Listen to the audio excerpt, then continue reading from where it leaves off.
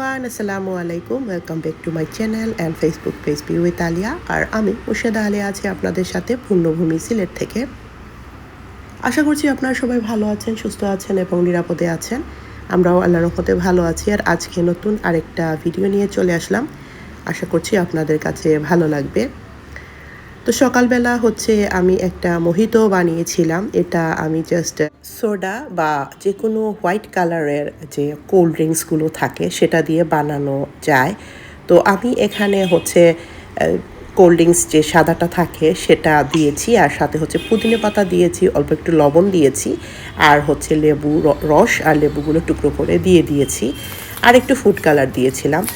তো মোহিতোটা বানিয়ে আমি ফ্রিজে রেখে দিয়েছি। এটা বিকেলবেলা কি করব সেটা আপনাদেরকে বলবো পরে। তো এদিকে বাসায় শোল মাছ এসেছিল। তো শোল মাছটা আজকে কেটে তারপর শোল মাছের দো পেঁয়াজা বা আমরা সিলেটিরা যেটাকে খাকড়ি বলি সেটা করব। তো আমার বাসায় শোল মাছের এই তরকারিটাই বেশি চলে।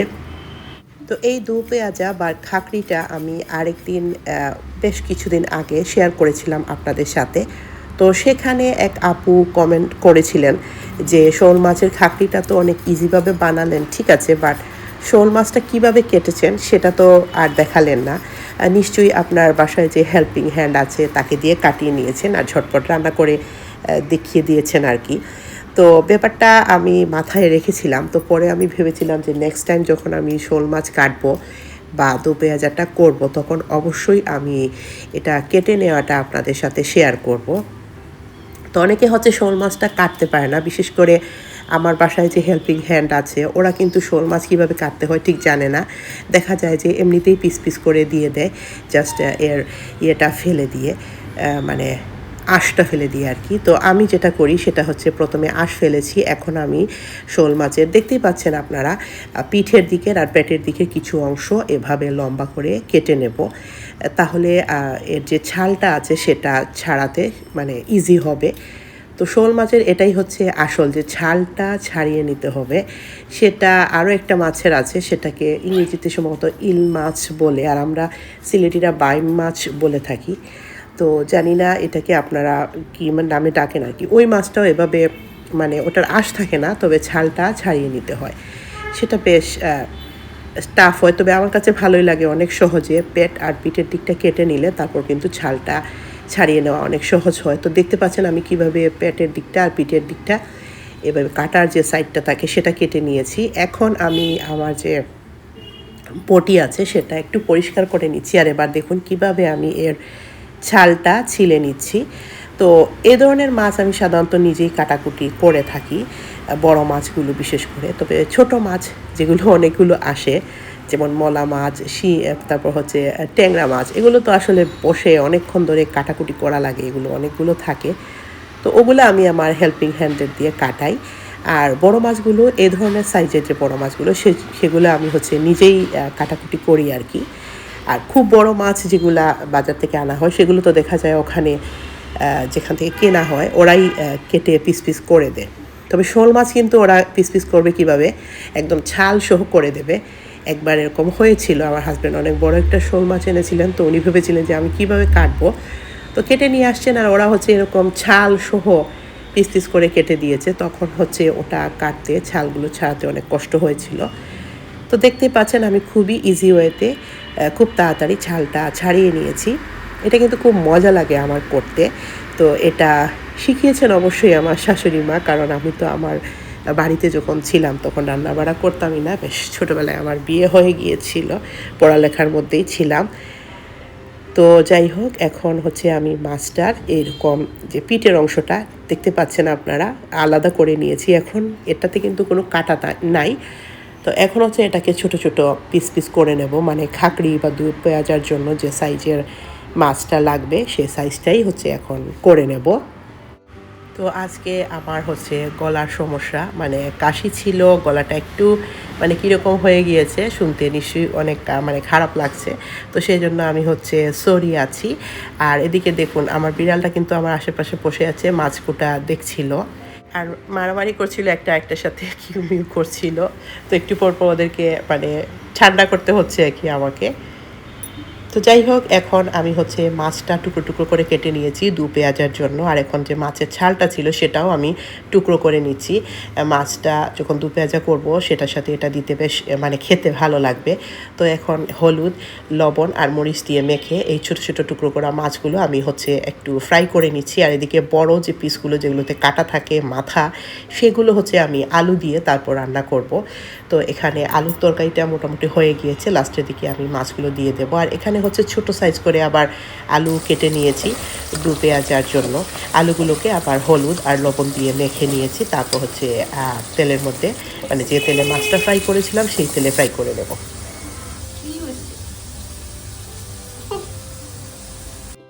আমি হচ্ছে যে ফ্রাই প্যানে মাছগুলো আর আলুটা ফ্রাই করেছিলাম সেটার মধ্যে আরেকটু তেল দিয়ে রসুনের পেস্ট দিয়েছি প্রায় 1 টেবিল চামচের মতো। আর হচ্ছে এটাকে এখন নেড়ে চেড়ে নিচ্ছি, তেজপাতা দিয়েছি, তারপর হচ্ছে বড় সাইজের পেঁয়াজগুলোকে এরকম পাপড়ি আকারে মানে খুলে খুলে নিয়েছি, তারপর হচ্ছে এই পেঁয়াজের পাপড়িগুলো এর মধ্যে দিয়ে দিয়েছি। এখন আমি এটাকে নেড়ে চেড়ে আর সাথে হচ্ছে অন্যান্য মশলাগুলো দিয়ে দেব। তো এখানে জিরের গুঁড়ো, ধনিয়ার গুঁড়ো, হলুদ আর মরিচের গুঁড়ো দিয়ে দিয়েছি। আর সাথে হচ্ছে প্রায় 1 চা চামচের মতো আদার যে পেস্ট সেটাও দিয়েছি। আর এখন পরিমাণ মতো লবণ দিয়ে তারপর এটাকে একটু সময় ঢেকে রাখবো। তো কিছু সময় ঢেকে রেখে এখন ঢাকাটা তুলে নিয়েছি, আবারও নাড়াচাড়া করে নিচ্ছি। আর এখন আলুটা দিয়ে দিচ্ছি আর যে মাছ ফ্রাই করেছিলাম সেটা দেব। তো আলুটা দিয়ে একটু সময় নেড়ে চেড়ে তারপর হচ্ছে উপর থেকে আমি আবারও যে মাছগুলো মানে ফ্রাই করে রেখেছিলাম, ঝালগুলো আছে মাছের, তো সেগুলো একসাথে দিয়ে দিলাম। তো এগুলোকে এখন নেড়ে চেড়ে নেব। তো মনে হচ্ছিল যে নিচে পোড়া লেগে যেতে পারে, তো সেজন্য অল্প একটু পানি দিয়ে দিয়েছি যাতে মশলাগুলো মাছ আর আলুর সাথে ভালো করে মিক্স আপ হয়ে যায় আর কি। তো এখানে হচ্ছে অন্যান্য সবজিও দেওয়া যেতে পারে, আপনারা চাইলে ফুলকপিটা ফ্রাই করে আলুর মতো করে ফ্রাই করে দিতে পারেন, অথবা ক্যাপসিকাম এর মধ্যে দিতে পারেন। এছাড়া আর কি দেওয়া যেতে পারে, তো আমি আসলে ফুলকপিটা আর আলুটাই দিয়ে থাকি। তো এখন একটু সময় নেড়ে চেড়ে উপর থেকে কাঁচামরিচ আর ধনেপাতা কুচি দিয়ে দেব, আর একটু পাঁচফোড়নের গুঁড়োটাও কিন্তু উপর থেকে দিয়ে দেব। তো এটাকে ঢেকে রেখে দেবো। আর এটা কিন্তু মাখা মাখা হবে, ঝুল বেশি থাকবে না। তো এদিকে হচ্ছে আমার মেয়ে ওর বান্ধবীর বাড়িতে যাবে, তো সেই জন্য হচ্ছে মানে ব্লু কালারে চেয়েছিল ও প্যানকেকটা বানাতে, কিন্তু একটু কালো টাইপের হয়ে গিয়েছে। আর আমি যে মোহিতো সকালে বানিয়ে রেখেছিলাম ফ্রিজে সেটাও বের করে নিলাম। ওরা হচ্ছে সবাই একটা একটা ডিশ নিয়ে যাচ্ছে আর কি। তো ও হচ্ছে এই প্যানকেক আর মোহিতোটা নিয়ে যাবে, তো ওর সাথে আমিও যাচ্ছি। আর এই ব্রেসলেটটা অনেক শখ করে কিনেছিলাম কিছুদিন আগে, দেখলাম যে অনেকেই এটা কিনছেন এবং পরছেন। তো ওই দিন আমি হচ্ছে এটা পরে নিয়েছিলাম, পরে শুনলাম যে এই ব্রেসলেটটা নাকি হারাম না ওই জাতীয় কিছু আর কি, এটা পরা ঠিক না। তো পরে আমি এটা আর পরিনি, 2-1 দিন পরার পরে আর কি। তো ওই দিন ওটা প্রথম পরেছিলাম। তো যাই হোক, এখন আমার মেয়েকে নিয়ে ওর বান্ধবীর বাড়িতে চলে আসছি। আর এই প্রথমবার আমার মেয়ে হচ্ছে ওর বান্ধবীদের বাড়িতে যাচ্ছে, তো ওকে আমি একা কখনো ছাড়ি না, তো আমি নিজেই গিয়েছিলাম, তো দিয়ে তারপর চলে আসি। আর ওর আরও অন্যান্য কয়েকজন বান্ধবীও এসেছিলো, তো তারা চিল করবে আর কি।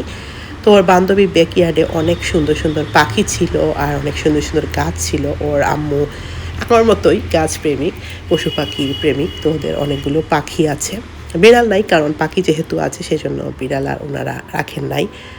তো আমি তো যেখানে যাই গাছপালা দেখলে অনেক ভালো লাগে, তো সেগুলো একটু রেকর্ড করে নিলাম। আর এখানে ওদের এই পাখিটা কিন্তু ডিমও দেয়, তারপর কিছুদিন পর পর নাকি বাচ্চাও ফুটায়। তো দেখলাম অনেক ভালো লাগলো। তো পরে হচ্ছে সন্ধ্যার পরে সাইনকে নিয়ে আসবো আর কি, ওদের পার্টি শেষ হওয়ার পরে ফোন দেবে, তখন ওকে নিয়ে আসবো। তো এখন রেখে চলে আসলাম, প্রায় 2-3 ঘন্টার মতো তো ওর বান্ধবীর সাথে থাকবে। তো এখন বাসায় চলে আসছি। তো বাসায় এসে একটু নাস্তা টাস্তা বানালাম। আর এদিকে হচ্ছে বেশ কিছু সেমাই বা ভার্মিসিলি ছিল বাসায়। তো এগুলো হচ্ছে আমার বাচ্চারা দুধ দিয়ে বা অন্য কিছু দিয়ে যে সেমাই যেভাবে রান্না করা হয় সেভাবে ওরা খাবে না। তো কোনাপাটা করলে আমার ছেলে অনেক পছন্দ করে, তো সেই জন্য ভাবলাম যে অনেকগুলো সেমাই নষ্ট হচ্ছে। সেমাই না, এটা সম্ভবত লাচ্ছা সেমাই যেটা সেটা, বা ভার্মিসেলি আমি তো আগেই বলেছি।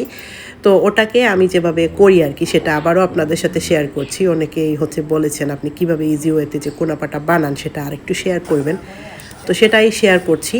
তো তো এখানে হচ্ছে আমি একটা মানে বাটি আগেই ঘি ব্রাশ করে তারপর রেখে দিয়েছি, আর এদিকে হচ্ছে ভার্মিসিলিটা যখন একদম ভাজা ভাজা হয়ে যাবে, এটাও আমি ঘির মধ্যে ভেজে নিচ্ছি। তো ভাজা ভাজা হয়ে যাবে তখন মানে একটু ক্রিস্পি হবে আর কি, তখনই এর মধ্যে কনডেন্স মিল্ক সেটা দিয়ে দিতে হবে। তো আমি হচ্ছে কনডেন্স মিল্কটা দিয়ে দিচ্ছি। এখানে আমার 2 প্যাকেট যে লম্বা সেমাইটা থাকে সেটা লেগেছে। তো প্রথমে আমি সেমাইগুলোকে হাত দিয়ে ভালো করে মানে ভেঙে নিয়েছিলাম, তারপর হচ্ছে ভেজেছি। আর এখন হচ্ছে প্রায় 1 কৌটা থেকে একটু কম কনডেন্স মিল্ক এখানে দিয়ে দিচ্ছি। এবারে খুবই তাড়াতাড়ি করে এটাকে নেড়ে চেড়ে নিতে হবে, না হলে পুড়ে যেতে পারে, আর এটা ঠান্ডা হয়ে গেলে কিন্তু আবার শক্ত হয়ে যাবে। তো সেই জন্য এটা নেড়ে চেড়ে নিচ্ছি। আর এখন কিন্তু আমি চুলার আগুনটা মানে বন্ধ করে নিয়েছি। তো এখন সাথে আমি অল্প একটু মিল্কও দিচ্ছি আজকে। তো আগে আমি কখনো মিল্ক দিয়ে করিনি, তো একটা ভিডিওতে দেখলাম যে মিল্কও দেওয়া হয়। তো আমি একটু মিল্ক দিচ্ছি আজকে, জাস্ট ট্রাই করছি মিল্ক দিয়ে কীরকম হয় সেটা দেখার জন্য। তো এই পর্যায়ে আমি হচ্ছে চুলার যে আঁচটা সেটা বন্ধ করে নিয়েছি, কারণ এটা নেড়ে চেড়ে কনডেন্স মিল্কটা একদম সেমাইয়ের সাথে মিক্স হয়ে গিয়েছে সেজন্য।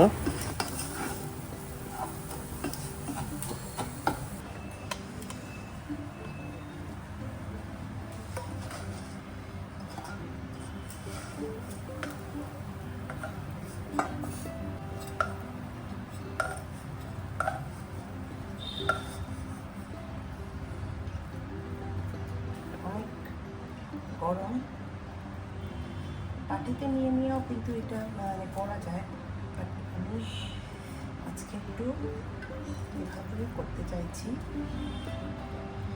কিশমিশ কেটে দিয়ে দিচ্ছি যাতে সব দিকে যায় আর মানে খেতে ভালো লাগে, সেই জন্য বাদাম যেটা।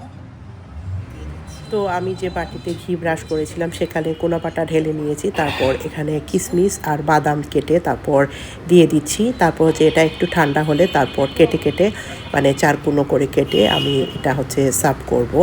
তো আমি হচ্ছে কয়েকটা 4 কুনো করে কেটে নিয়েছি, আর কিছু হচ্ছে মানে হাত দিয়ে গোল করে নিয়েছি। এগুলো হচ্ছে ছোটো ছোটো বাটিতে দিয়ে গোল করেও কিন্তু করা যায়। তো এখন আমি ভালো করে এটাকে সেট করছি যেন কোনো বাদাম বা কোনো কিছু উল্টোপাল্টো না হয় আর কি, সেই জন্য। তো যাই হোক, এখন সেটিং করা হয়ে গিয়েছে, আর এখন একটু সময়ের জন্য আমি এটাকে ফ্যানের নিচে রেখে দেবো, ফ্রিজে রাখার কিন্তু দরকার নেই। তো কিছু সময় পরে প্রায় আধা ঘন্টার মতো হয়ে গিয়েছে, এখন এগুলো একটু শক্ত হয়ে গিয়েছে। তো আমি হচ্ছে এখন এটাকে একটা মানে নাইফ দিয়ে কেটে এরকম 4 কুনো করে নেব আর কি। তো এরই মধ্যে বলে রাখছি, যারা এতক্ষণ থেকে আমার ভিডিওগুলো দেখছেন, জানি না তাদের কাছে আমার ভিডিওগুলো কীরকম লাগে। তো আপনারা চাইলে আমার চ্যানেলটিকে সাবস্ক্রাইব করে নিতে পারেন। আর আজকের ভিডিওটা যদি ভালো লাগে তাহলে অবশ্যই ভিডিওটাতে একটা লাইক দিতে ভুলবেন না, আর চ্যানেলটিকে সাবস্ক্রাইব করে বেল বাটনে প্রেস করতে কিন্তু ভুলবেন না। তাহলে আমি যখনই কোনো ভিডিও আপলোড করব সেটা কিন্তু আপনার নোটিফিকেশন বক্সে সবার আগে চলে আসবে। আর আপনারা চাইলে আমার Facebook page be with Alia সেটাও ফলো করতে পারেন, সেখানেও আমি বিভিন্ন অ্যাক্টিভিটিস এবং এ ধরনের ভিডিওগুলো আপলোড করে থাকি আর কি। তো যারা হচ্ছে আমার চ্যানেলটিকে সাবস্ক্রাইব করেছেন এবং ফেসবুক পেজটিকে ফলো করছেন তাদেরকে অসংখ্য ধন্যবাদ। আর এই তো আমার কোনোপাগুলো রেডি হয়ে গিয়েছে, আমি গোল করে কিছু কোনোপা করেছিলাম। তো আজকের জন্য এইটুকুই, সবাই অনেক ভালো থাকবেন। আল্লাহ হাফিজ, আসসালামু আলাইকুম।